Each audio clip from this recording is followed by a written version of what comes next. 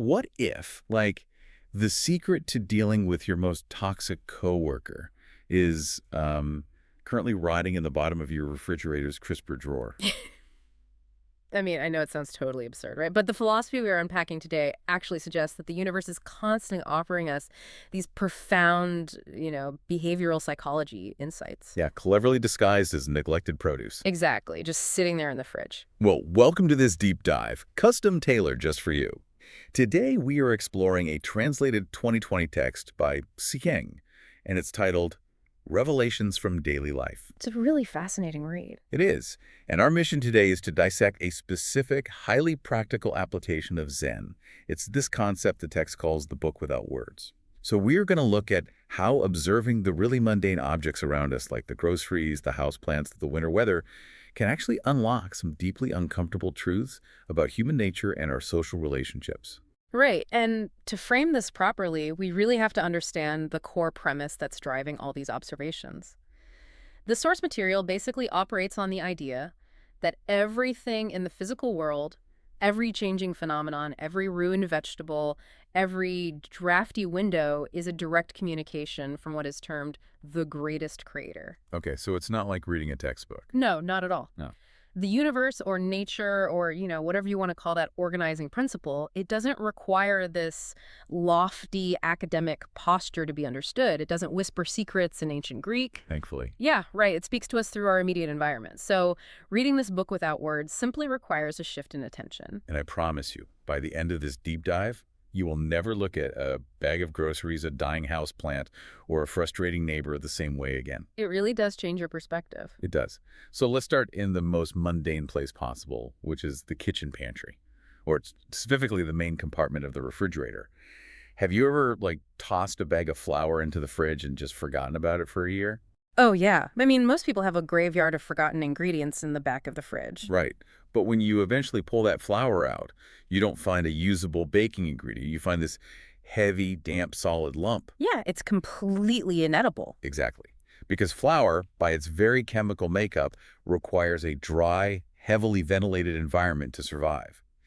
If you trap it in a damp, enclosed, unventilated space, it just absorbs the ambient moisture until it literally chemically deteriorates. And the text uses this specific chemical reaction as a mirror for the human mind. Just as flour needs fresh air and dryness to remain useful, people must constantly ventilate their thoughts. Ventilate their thoughts. I love that phrasing. It's powerful, right? If you never expose yourself to new ideas or fresh environments, you basically absorb the stagnant dampness of your unchanging routine. You become intellectually lumpy. Intellectually lumpy. That's such a great visual. The text even advocates for changing physical homes frequently to avoid this kind of mental rotting. It's a compelling physical metaphor for neuroplasticity. When you stay in one physical or mental space for too long, your neural pathways become so deeply entrenched that you stop processing new information effectively. You just stop adapting. Exactly. The danger of total comfort is calcification. Okay, let's unpack this, because mental ventilation is just a brilliant concept.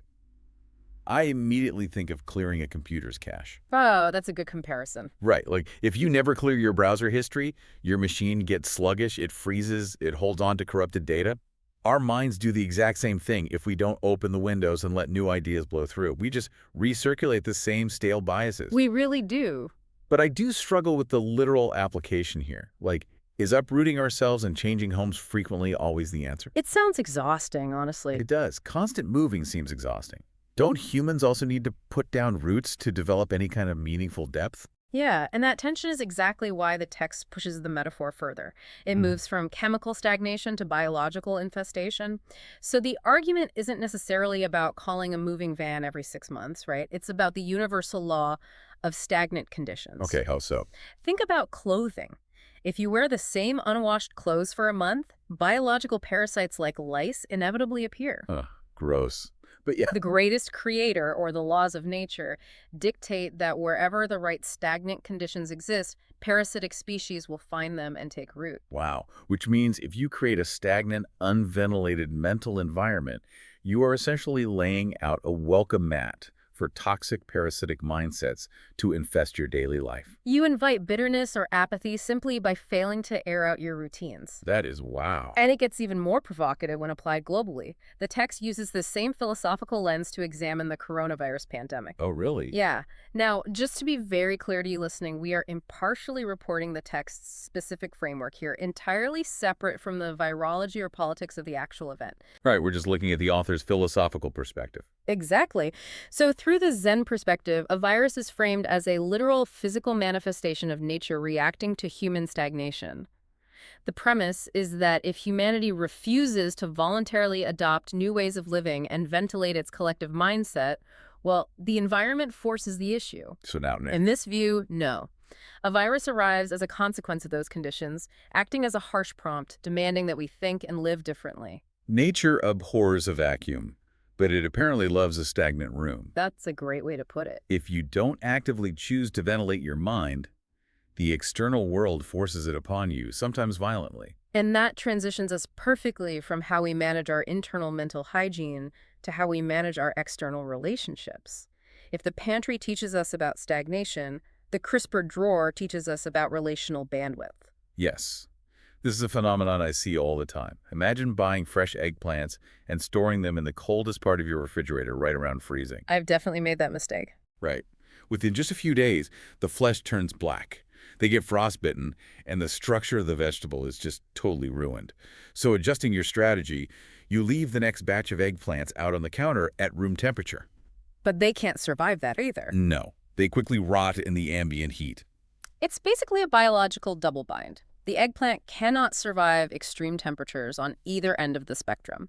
It requires a very specific, cool, moderate climate, and the text translates this directly to human emotional tolerance. How so? While some individuals simply cannot handle extreme emotions, they can neither process being intensely loved nor intensely hated. When I first read that, a light bulb went off. Yeah. So what does this all mean for us? Because we all have acquaintances who seem to only thrive in the absolute middle ground of human interaction. Oh, totally. The casual friends. Yeah, if you try to bring them into your inner circle, like if you show them intense affection, vulnerability, the real heat of intimacy, they panic. They pull away or sabotage the connection. And on the flip side, If you give them the cold shoulder, they just freeze and shatter. exactly. We operate under this societal assumption that giving someone more love, more warmth, or more access is universally positive. Right, like love cures all. But the eggplant phenomenon proves that false. The greatest creator is showing us that forcing intense intimacy on someone whose psychological makeup requires polite distance is just as destructive as freezing them out. That is so counterintuitive, but it makes so much sense. Reading the book without words means accurately identifying the emotional bandwidth of the person standing in front of you. Which takes a tremendous amount of pressure off, honestly. It means relational failure isn't always about a lack of effort on our part. Sometimes it's just a fundamental mismatch of emotional climates. Perfectly said. And the text maps out these different relational styles beautifully using plant metaphors. If we connect this to the bigger picture, consider the water bamboo. You can place a water bamboo shoot in a simple glass vase and do almost nothing to it. My kind of houseplant. Right. You don't need fertilizer. You barely need to change the water. You can neglect it to the point where the water almost completely evaporates, and yet it will continue to grow perfectly well for years. We all have that one friend where you don't speak for like 8 months and then you pick up the phone and it's like no time has passed. Because in any social ecosystem, there are people whose psychological needs perfectly mirror the bamboo. You do not need to constantly feed the connection with complex, high-maintenance fertilizer, meaning you don't need constant, deep conversations or grand gestures to validate the relationship. They're just sturdy. They remain completely sincere and content with just an occasional text or a smile in the hallway. But contrast that low-maintenance bamboo with the Vancouver redleaf tree. Imagine buying a delicate, highly cultivated redleaf tree. It thrives all summer in its pot. But one afternoon, a strong wind blows the pot over. Just a minor accident. Right. It lies on its side for just a few hours. Before you notice, you upright it and pack the dirt back in. Despite your quick fix, the tree dies shortly after. Its root system is so hyper-dependent on perfect, undisturbed conditions that a minor, temporary disruption is fatal. Then look at the crab cactus. You accidentally knock a potted crab cactus off a table. It hits the floor, the pot cracks, soil spills everywhere in a massive mess. Mental disaster. You scramble to scoop the dirt back up, hastily shove the cactus back in, and not only does it survive the trauma, but the disruption actually triggers it to bloom into full flower a few days later. There is something remarkably resilient about a system that actually feeds on disruption. But how does this apply to the people we interact with every day? It really comes down to the fragility of the ego. You can make one minor mistake with a red leaf tree personality. You say the wrong thing in a meeting, you forget to include them on one email, you accidentally offend them, and the relationship is dead. Wow, just like that. The root system of their ego cannot survive the slight. There is no apologizing or replanting. It is permanently severed. But the crab cactus people thrive on authentic friction. You can totally mess up, have a massive, messy conflict where all the dirt spills out on the floor, and if you work through it together, the relationship actually deepens. It blooms because of the conflict, not in spite of it. We spend a lot of energy walking on eggshells around red leaf trees, trying to prevent the wind from blowing them over. We really do. The insight here is recognizing which type of plant you are dealing with and adjusting your energy expenditure accordingly. But wait, both the tree and the cactus are reacting to their environment, even if one dies and one blooms. What happens when you encounter someone who simply absorbs the friction of life and refuses to soften or change at all? That leads us to the most unyielding item in the pantry, which is the mung bean. Oh, this part is fascinating. When you boil a pot of mung beans, you will inevitably encounter what are known as iron beans. Visually, they are identical to all the other beans, same shape, same color. You cannot differentiate them before you turn on the stove.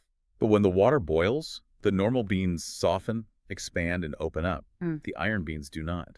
In fact, the paradox of the iron bean is that the longer you boil it, the harder it becomes. Exactly. And the text applies this directly to human nature, categorizing these immovable individuals as the extremes of society. The saints and rogue thieves. Saints and rogue thieves. Yes. The philosophical assertion is that these people are born with a fixed nature. No matter what societal pressure, rehabilitation, or boiling water you apply to them, they will simply never change. The heat of life's trials does not soften them at all. It only hardens their resolve. Here's where it gets really interesting, because I have to push back here. This feels incredibly deterministic. It does feel that way to us, yes. As a Western society, our entire criminal justice system, our education system, and our basic interpersonal dynamics are built on the fundamental belief that heat, whether it's the heat of consequence, rehabilitation, or love, softens people. Are we supposed to just write people off as unchangeable rogue thieves? I get that reaction. Doesn't that risk creating a society completely devoid of empathy or second chances? This raises an important question, and that discomfort you're feeling is the friction between the Western fix-it mindset and the Eastern practice of Zen acceptance. We have a profound, proactive instinct to want to boil every bean until it softens. Right, we want to fix everyone. We view failure to change someone as our own personal failure. But the text is not advocating for cynical apathy. It is advocating for the conservation of energy and accurate categorization. How does accepting someone as a rogue thief conserve energy without just being, apathetic? Well, think about the actual mechanics of trying to boil an iron bean. You stand over the stove, you waste your gas, you boil off all your water, and you end up exhausted and furious at a bean that is now harder than when you started. Yeah, that sounds incredibly frustrating. You have caused yourself immense suffering by demanding that reality be different than it actually is. Recognizing an iron bean is about stopping the futile boiling process. You don't hate the bean, you just recognize its nature. You adjust your boundaries so it can't break your teeth, and you focus your limited energy on the beans that actually have the capacity to soften. Okay, that reframes it entirely. It's not about giving up on humanity. It's about not bankrupting your own emotional reserves on an impossible task. Exactly. But practically speaking, if we accept that these iron beans or even the highly fragile red leaf trees are fixed in their ways, we still have to live and work alongside them. How do we survive the friction of those interactions without letting their rigidity freeze us out? For that, the text moves from the kitchen to the architecture of the house itself, specifically the double-paned winter window. Okay, yeah. In cold climates, a single pane of glass does nothing to keep the freezing temperatures out. Right. You need 2 layers of glass with an empty, insulating layer of air trapped between them. Right. It is precisely that empty vacuum that physically blocks the thermal transfer of the cold. And the translation of this physical property into psychological defense is one of the most powerful points in the text. It states simply, worries are cold. Worries are cold. To protect ourselves from the freezing temperatures of anxiety, criticism, and interpersonal conflict, we must create what the text calls 2 layers of selflessness. We have to construct a mental vacuum to keep the cold out. I really want to break down the actual how of that. How do you mentally create 2 layers of selflessness? The way I translate that is looking at the role of the ego. Tell me more about that. Let's say you receive a vicious, highly critical email from a client or a manager. If you only have a single pane of glass, meaning your core identity and your ego are pushed right up against the outside world, that cold criticism transfers instantly. You feel the freeze immediately. Yes. Your heart rate spikes, you get defensive, you internalize the attack. Your identity is physically touching the freezing element. There is no buffer at all. Exactly. But if you practice the psychological mechanism of selflessness, if you zoom out and detach your ego from the event, you create that second pane. You read the email and say, this person's anger is information about their stress level, or it's data about a project delay. It is not an indictment of my fundamental worth as a human being. That's a perfect example. By removing the self from the immediate reaction, you create an empty space. The cold of their worry or their anger hits the outer glass. You acknowledge it exists, but it cannot cross the vacuum of your detachment to freeze your inner peace. The emptiness of the ego is the ultimate emotional insulator. It really is. That separation is incredibly difficult to maintain in real time. I mean, let's be honest. But it makes perfect sense. And this idea of navigating the coldness of the world brings us to the final narrative in the text. It's a story about boundaries, extreme generosity, and the physics of karma. Yeah, a neighbor of the author was moving out of his old house and found himself in a really tight spot. He asked a massive favor. Could he store his belongings at the author's house and also live there temporarily? Which is the kind of imposition most of us would immediately try to deflect, like, no thanks. Absolutely. Yet the author not only agrees, he tells the neighbor he can stay for the entire winter, completely rent-free, and use the home as if it were his own. On paper, this sounds like a complete violation of the boundaries we just talked about. It sounds like the author is just acting as a martyr, offering blind, reckless generosity. But the text immediately corrects that assumption. The author asks the reader rhetorically, was I being extraordinarily generous? Yeah, what's the answer? The answer is no. This wasn't unearned charity at all. The door was thrown wide open for the entire winter because, for several years prior, this specific neighbor had voluntarily driven his own snowplow over to clear the author's driveway after every major storm. Oh, wow. And he had never charged a dime. So the ledger was already balanced. The goodwill had been deposited long before the withdrawal was requested. Precisely. It reveals a deeply transactional yet universally spiritual law of nature. If you want others to open their doors to you when you are freezing, you absolutely must accumulate merits in advance. So to you listening right now, who in your life is plowing your snow? And more importantly, whose snow are you voluntarily plowing? It's a great question to ask yourself. The universe operates on accumulated merit. The text even explicitly states that this exact same physical law applies to the spiritual realm, or heaven. If you have accumulated merits, if you have put in the work to help others without immediate reward, the doors will open. If you have no merits, the door remains closed. It's that simple. We carry this entitlement, expecting the world to be a warm, welcoming place simply because we exist. But warmth, shelter, and grace are usually the delayed dividends of our own prior actions. It perfectly encapsulates the entire concept of the book without words. Whether it's the lumpy flower, the freezing eggplant, or the snow-plowing neighbor, the greatest creator, the physics of reality, is constantly demonstrating that cause and effect are inescapable. It's all connected. It is. If you don't ventilate your mind, you stagnate. If you force intimacy on a rigid ego, it breaks. If you try to boil an iron bean, you lose your mind. And if you don't plow the snow, you stay out in the cold. It is such a profound way to navigate daily life. We've synthesized a tremendous amount of material today, pulling immense philosophical weight out of the most ordinary objects. So, to you listening, here is your immediate takeaway. The next time you find a ruined, slimy vegetable in the back of your crisper drawer, or you encounter a weed in your garden, do not just throw it away in mindless frustration. Don't just ignore it. Right. Pause for 3 seconds. Ask yourself what the universe or the greatest creator or simply the physics of the natural world is trying to teach you about your own behavior in that exact moment. The environment is constantly giving you real-time feedback. You just have to be willing to read the data. But before we wrap up this deep dive, I want to leave you with one final provocative thought. A bit of a mind bender to mull over while you're commuting or making dinner tonight.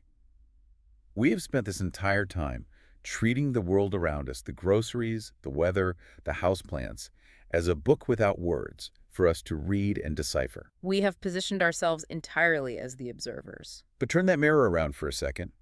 What if you are the book without words for someone else? Oh, that's interesting. Think about your daily habits. Think about your resilience when someone accidentally drops your metaphorical pot and spills dirt everywhere. Think about your stubbornness when the water around you starts boiling. What profound revelation is someone else having right now, simply by observing your life today? Are they seeing a bamboo or an iron beam? Exactly. Yeah. Are you teaching them about the warmth of accumulated merit, or are you just showing them the rigid, unyielding nature of an iron beam? That is a brilliant reversal. It demands a level of self-awareness that goes far beyond just watching your own thoughts.